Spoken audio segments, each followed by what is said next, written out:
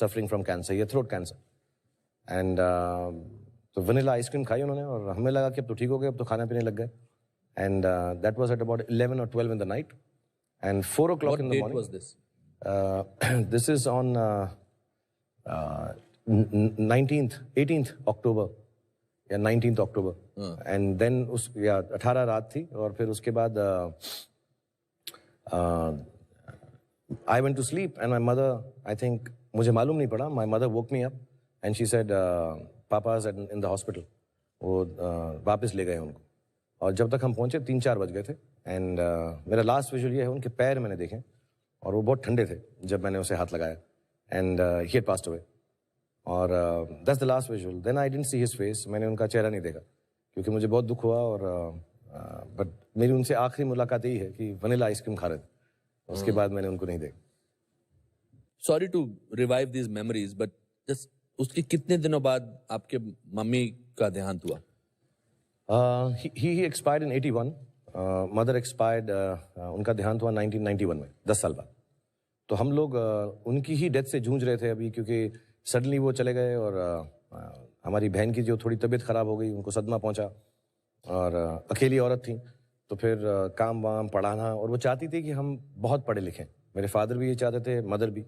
तो मुझे उनकी फौत के बाद मालूम पड़ा कि उन्होंने कितने लोगों से कर्जे लिए, कितनी मेहनत की, कि मैं और मेरी बहन जो है, मेरी बहन भी MLLB है, मैं खुद मास्टर्स हूँ. मैंने डिग्री नहीं ख़त्म की लेकिन मैस कम्युनिकेशन से. लेकिन उन्होंने कहा कि तुम पढ़ना ज़रूर. और मुझे अभी भी याद है, उस ज़माने में फ़ीस देने में तकलीफ़ होती थी, लेकिन वो बेचारी कहीं ना कहीं से जुगाड़ करके, मेहनत करके, आई थिंक वो काम करती रही. तो वो 4-5 साल तो उसी सदमे में निकल गए कि फ़ादर की डेथ हो गई. और जब तक हम उससे बाहर निकलने वाले थे, हमारी जो माँ थी बिल्कुल हेल्दी थी, बट सडनली एक दिन रात को उनको ऐसा कुछ दर्द हुआ पैर में, और गए, उन्होंने कहा डायबिटीज़ है, और देखते देखते 1.5 महीने में उनकी भी डेथ हो गई. आप पार्किंग लॉट में प्रे कर रहे थे और आप वापस नहीं जा रहे थे अपनी मम्मी को मिलने, क्योंकि आपको लगता था कि अगर मैं प्रे करता रहूंगा तो my mother will not pass away.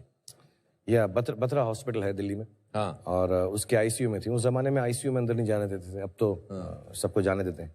तो मुझे किसी ने कहा कि तुम दुआ करते रहो, और जब तक दुआ जारी रहती है तब तक अल्लाह मियाँ जो हैं सुनते रहते हैं.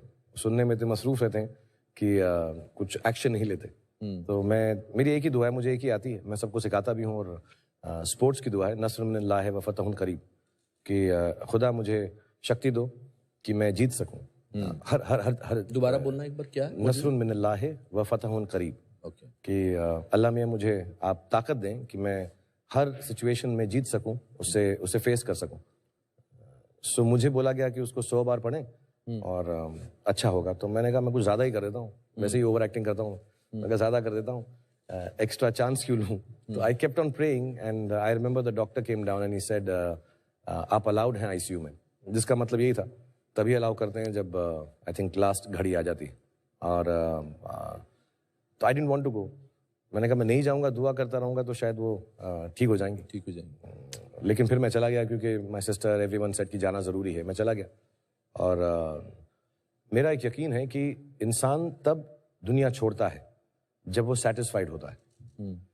In the moment of accident, जो भी मौके से आदमी जाता है, क्योंकि अगर ऐसा ना हो तो माँ बाप अपने बच्चों को छोड़कर नहीं जाएंगे. क्योंकि मुझसे आज अगर कोई बोले कि अपने बच्चों को छोड़ के जाओ, तो मैं नहीं यार, ऐसा हो ही नहीं सकता.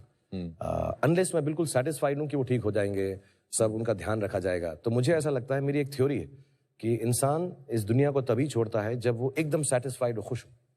ये हाँ अभी ठीक है, मैं जा सकता हूँ, बाकी सब संभल जाएगा. सो जब मेरी मदर ICU में थी तो मैं उनके पास बैठ गया और मैंने एक बड़ी गलत बात की कि मैं उनको दुख पहुंचाता रहा. पहुंचाते थे? मैं कहता रहा उनको. मैंने कहा अगर मैं इनको सेटिस्फाई नहीं होने दूंगा तो शायद ये जाएंगी नहीं. तो मैं उनके पास बैठ के ऐसी बातें करता रहा कि देखो, अगर आप चले जाएंगी तो मैं अपनी बहन का ख्याल नहीं रखूंगा, मैं पढ़ूंगा नहीं, मैं काम नहीं करूंगा, ऐसी स्टूपिड बातें करता रहा.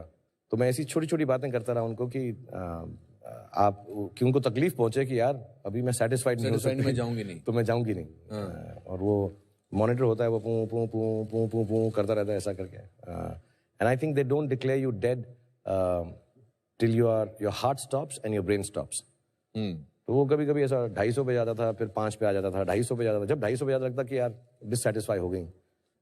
बट आई थिंक ये सब बिलीफ होते हैं बचपने के। उनको जाना ही था और शायद वो सेटिस्फाइड थी कि मैं अपनी बहन का भी ख्याल रखूंगा, जिंदगी में ठीक ठाक कर लूंगा। तो God knows better and mother knows the best.